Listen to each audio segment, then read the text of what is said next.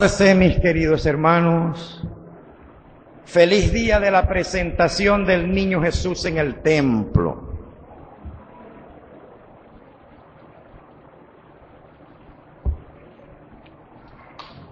Hoy los invitados especiales son los niños, porque estamos celebrando la presentación del niño Jesús en el templo. Y vamos a conversar un poquito acerca de esta fiesta. Voy a pedir a un voluntario que apague aquel ventilador, que inmediatamente, mi disertación va a ser breve. Inmediatamente que termine, lo vuelven a encender. Ok, para que escuchemos muy bien. Esta es una fiesta que data del siglo IV. Ya en el siglo IV tenemos registro de la fiesta de la presentación del niño Jesús. De hecho, en algunas tradiciones eclesiásticas, hoy realmente se acaba la Navidad. O sea, hoy se culmina la Navidad. De hecho, hay tradiciones populares de, por ejemplo, de la paradura del niño, algo así. Hay algunas cosas por allí populares que se hacen porque se supone que hoy, el tiempo de Navidad culmina. Otras tradiciones eclesiásticas dicen es que hoy hay como una especie no de octavita, porque no hay 8 días, pero como una especie de resurgir de la Navidad, el día de hoy. Lo cierto del caso es que la Iglesia Universal celebra cuando presentaron a Jesús en el templo. Hablo de la tradición litúrgica porque la iglesia que fundó Jesucristo siempre tuvo una liturgia. Si vamos a escritos antiquísimos del primero y segundo siglo, podemos nosotros podemos encontrar liturgias exactamente iguales a las que nosotros hacemos. Ahora bien, usted me dirá, pero, Monseñor, ¿qué es una liturgia? Yo no entiendo el término. Óigame, liturgia es el orden que usted ve en la Eucaristía, el orden de la misa que usted ve aquí en la iglesia. Eso se llama liturgia. Entonces, desde el primero y segundo siglo, encontramos nosotros liturgias similares a la que hacemos hoy acá. Similares. Ahora bien, ¿de dónde y cómo? Vamos a utilizar el término, compusieron esas liturgias. ¿Cómo organizaron los primeros cristianos la liturgia? Hermanos, guiados por la palabra de Dios y por el Espíritu Santo. Sencillo. Solamente meditemos algo. Si para nosotros la liturgia es buena, es porque para los primeros cristianos fue buena. O cambiemos la frase. Si para los primeros cristianos la liturgia fue un bastión, fue un baluarte de la fe para poder mantener la fe y la creencia, si para ellos fue sumamente importante, cuanto más para nosotros hoy en día. Siglos después, cuanto más para nosotros la liturgia es importantísima, sumamente importante.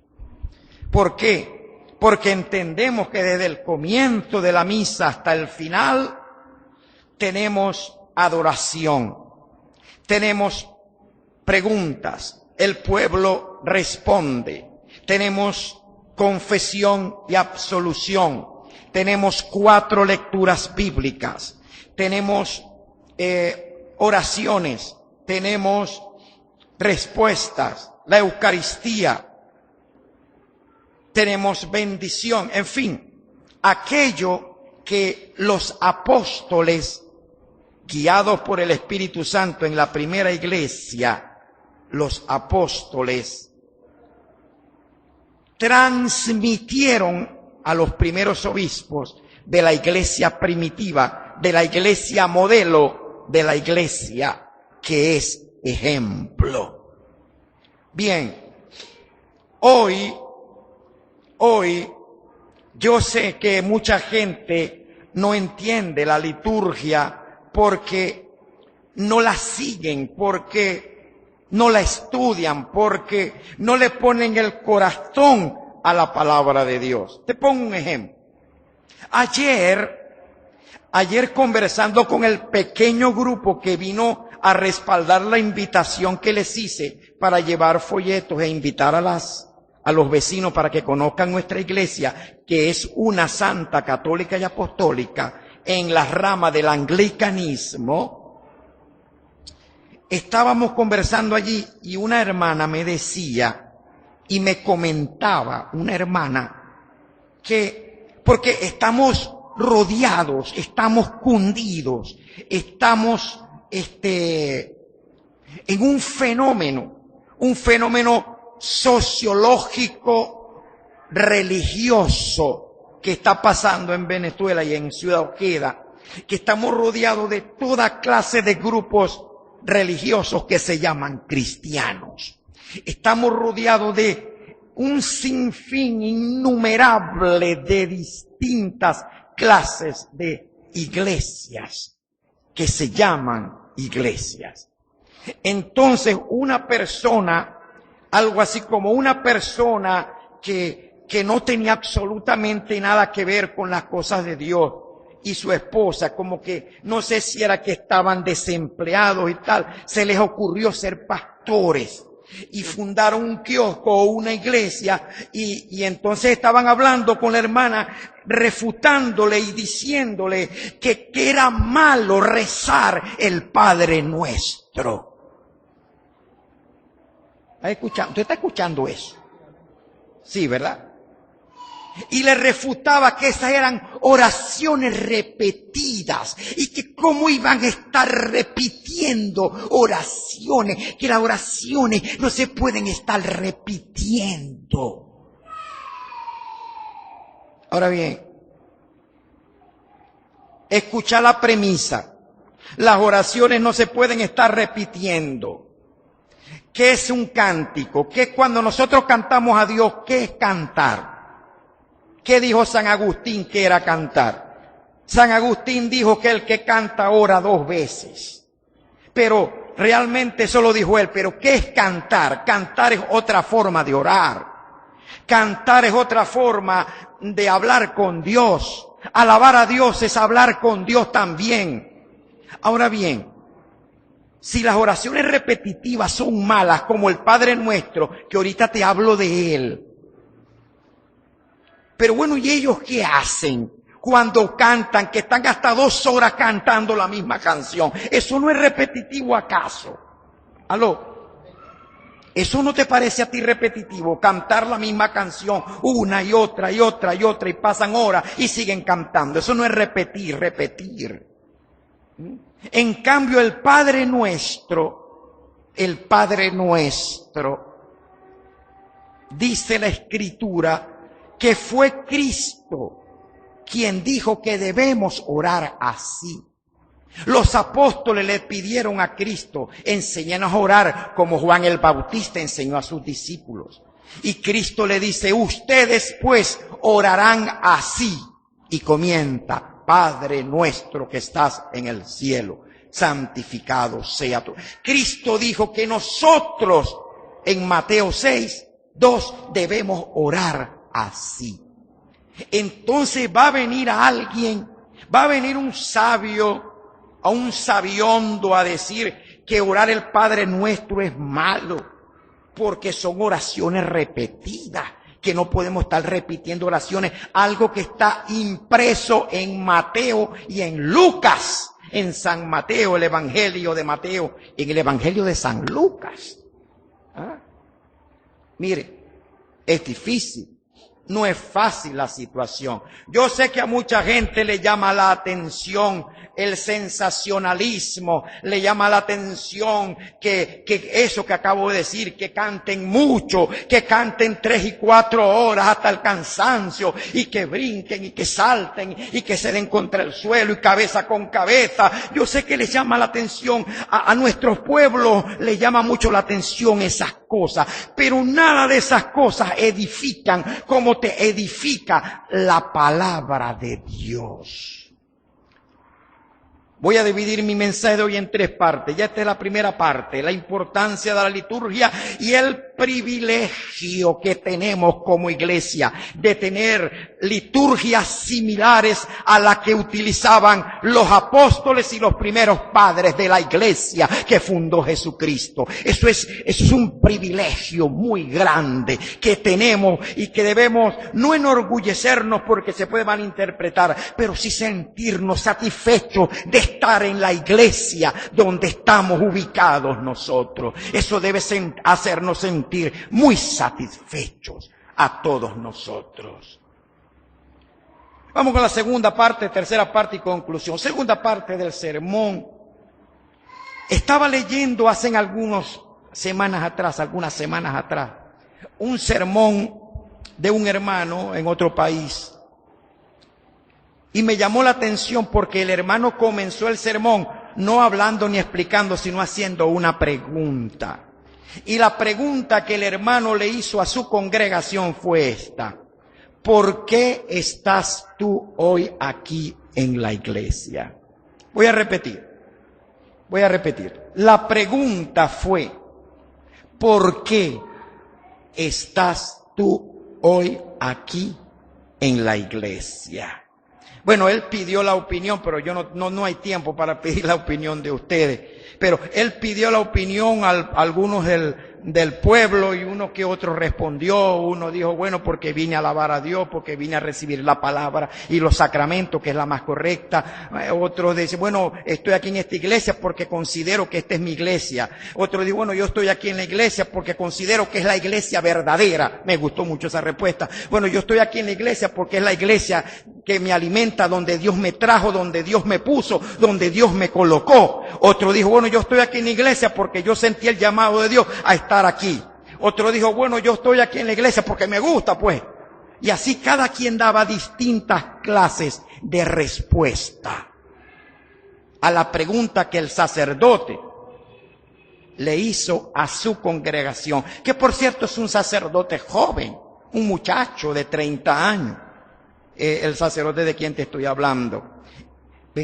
Ahora, ¿qué nos podemos responder nosotros a nosotros mismos a esa pregunta? ¿Por qué estamos hoy nosotros aquí en la iglesia?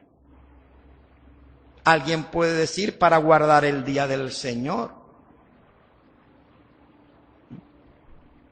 Porque de pronto a la pregunta le podemos hacer un cambio y podemos decir, yo puedo preguntar, ¿por qué sigues tú aquí en la iglesia?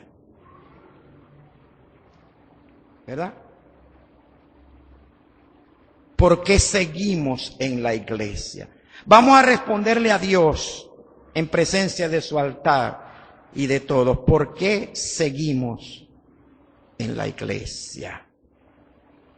Me imagino que unos podrán responderse a sí mismos, bueno, yo estoy aquí porque me invitaron.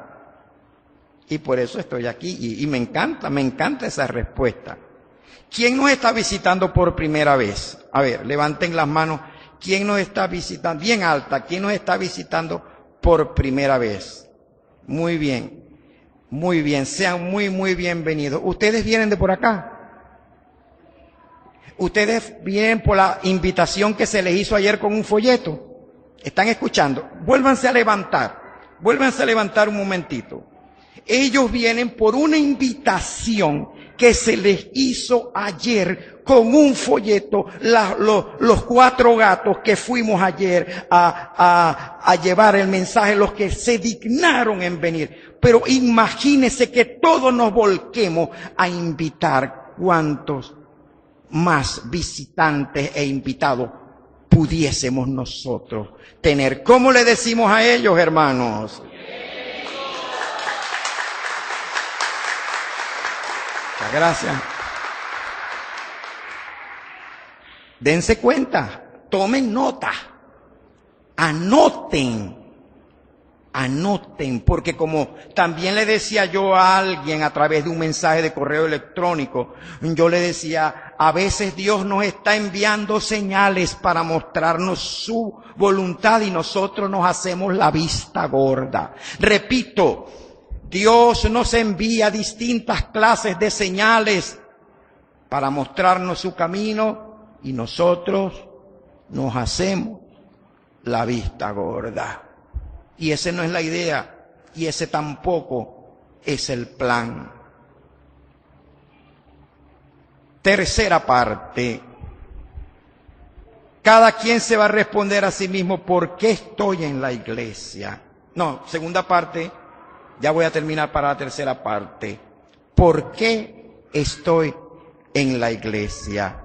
Sea como sea, o sea cual fuere la respuesta, usted está hoy en la iglesia porque así lo quiso Dios. Porque el Espíritu Santo te trajo acá. Por eso, aunque usted no se haya dado cuenta, aunque usted piense que fue porque, bueno, me dieron ganas de ir, o aunque usted piense que fue porque dijo, no, es que hay que ir, tú sabes que es un mandamiento de la ley de Dios. No, sea cual fuese su respuesta, usted está aquí por voluntad de nuestro Dios, por voluntad divina. Porque Dios quiere que usted escuche este mensaje de la palabra de Dios. Y Dios quiere que usted participe del sacramento de la Eucaristía para que sea fortalecido. Mire bien esto, mire este detallito, agarre este detallito que le voy a hacer. Ayer, cuando conversaba antes de salir a repartir los folletos, en la misma conversación del Padre Nuestro, yo le dije, pero bueno, ¿y los sacramentos? Y me responde la hermana, no, es que ellos dicen que ¿para qué sacramento? Que eso no hace falta nada de sacramento, que ahí lo que hace falta es alabar a Dios a grito pelado, leer la Biblia, cantar, predicar, por supuesto dar la ofrenda y más nada. Aquí hay eso de sacramentos, ¿para qué? Note bien esto, para que usted vea el privilegio tan grande que usted tiene y que muchos no lo saben administrar, como cuando le dan algo a alguien que no sabe qué hacer con eso. No sabe administrar la riqueza que Dios le ha dado, la riqueza de la palabra, del evangelio que Dios te ha dado, no la saben administrar. A veces nosotros no sabemos administrar o ignoramos lo que tenemos, lo que somos, lo que Dios nos ha dado, lo ignoramos. A veces nos pasa a todos como aquel personaje de los talentos, a quien le entregaron un talento que era algo muy valioso y él en vez de ponerlo a producir, lo enterró. Y cuando llegó el momento de dar cuentas, desenterró el talento y le entregó el mismo talento al amo, al dueño. Y el amo lo llamó malo y negligente, porque debió poner a producir ese talento. No crea que no es un talento ser una iglesia como la que tenemos, como lo que somos. No crea que no es un talento tener tantas bendiciones. ¿Y qué estamos haciendo con eso? La bendición de tener el sacramento de la Eucaristía completo y como es. ¿Ah? Qué bendición tan grande como para decir también, bueno, yo estoy en la iglesia porque yo sé que ahí está el sacramento del cuerpo de Cristo, que no lo consigo a la vuelta de la esquina, ni en cualquier kiosco ni tarantín. Eso hay que tenerlo en cuenta. ¿Ah? La bendición de tener los sacramentos, porque los sacramentos son medios de gracia que nos confirman la salvación y nos dan la vida eterna. Óigalo bien, nos dan la vida eterna. En Juan capítulo 6 Jesucristo dice claramente varias cosas que hay que tomarlas en cuenta antes de pensar lo contrario. Escucha lo que dice Juan. Jesucristo en Juan dice: el que come mi carne y bebe mi sangre tiene vida eterna, y yo le resucitaré en el día postrero. ¿Escuchaste eso? El que come mi carne y bebe mi sangre, el sacramento de la Eucaristía, tiene vida eterna, y yo le resucitaré en el último día. Hay una promesa de vida eterna para el que come el cuerpo y la sangre de Cristo. Pero el detalle hermoso es que no solamente dice eso. No solamente dice eso. Hay gente que piensan que permanecen en Dios, que están muy bien con Cristo. Inclusive, hay gente que piensa, no, Dios está en todas partes. Eso no importa para donde uno vaya, porque Dios está en todas partes. Ahí está Dios, allá está Dios. Dios está donde quiera. Así que uno puede ir donde sea, porque Dios está en todas partes. Mire. Un cristiano educado, un cristiano que haya sido educado en la palabra de Dios, no puede pensar así. Este pensamiento yo no sé de dónde lo sacan, porque usted no me va a decir que Dios está en un centro de espiritismo. Usted no me va a decir que Dios está en una secta falsa. Usted no me va a decir que Dios está donde no se cumplen sus requisitos. La omnipresencia de Dios es una cosa, porque hasta en el infierno está Dios. ¿Usted sabía eso? ¿Usted sabía que Dios por su omnipresencia está hasta en el infierno? ¿Usted lo sabía? ¿Aló? Usted sabía, por ejemplo, que te voy a hablar de algo muy grotesco, porque usted me está diciendo que no importa donde la gente vaya, porque Dios está en todas partes.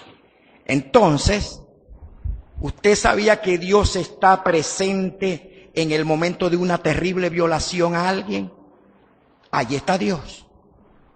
¿Por qué está Dios allí? Por su omnipresencia. Entonces, con ese argumento barato, no me van a mí, a ustedes a hacer creer de que esa premisa es aceptable. No, Dios permanece en mí, sea como sea, esté como esté. ¿Dónde permanece Dios? Juan capítulo 6 dice: el que come mi carne y bebe mi sangre permanece en mí y yo en él. Pregunto, ¿cuántos han leído este versículo en la Biblia? Levanten sus manos, alta por favor. Perfecto, todos, casi todos. Repito, el que come mi carne y bebe mi sangre permanece en mí y yo en él. Si usted va a un sitio que no creen en los sacramentos, si usted va a un sitio donde el sacramento es un símbolo, es una cosa que se hace una vez al mes por hacerla, ahí no hay nada, ahí no hay cuerpo ni sangre de Cristo. contradiciendo a Cristo, que está diciendo que comamos su carne y bebamos su sangre, milagrosamente hablando. Entonces, ¿cómo permanecemos en Él si no participamos de la Eucaristía? ¿Cómo? ¿Cómo? Si Él fue quien dijo, el que come mi carne y mi sangre permanece en mí y yo en Él. Anótenlo. Anoten eso. No hay sacramento, no hay permanencia. Y no tengo tiempo para hablarte de la sucesión apostólica, porque es otra cosa que echa por tierra toda la quioscamentazón que tenemos a nuestro alrededor. No hay tiempo para eso. Aquí lo importante es estar seguros de dónde estamos, seguros de lo que somos y administrar bien este talento y esta riqueza con alegría y con satisfacción de darla a conocer a todo el mundo, a todas las personas. Tercera y última parte.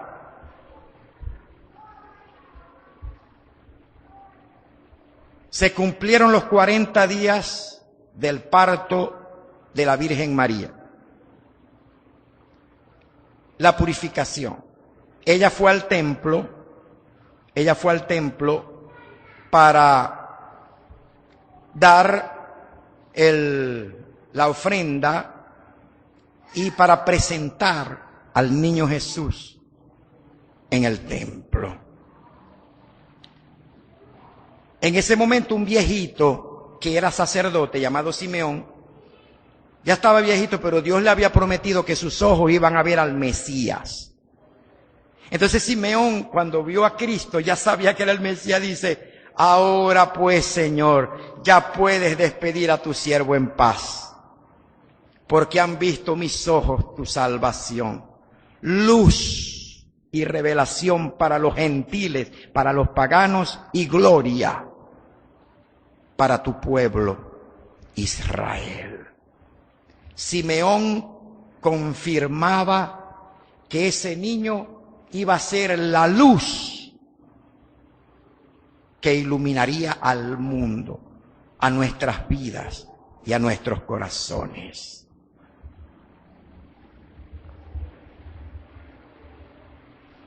José y María quedaron admirados al escuchar lo que el anciano Simeón decía. Cómo Dios confirmaba su palabra.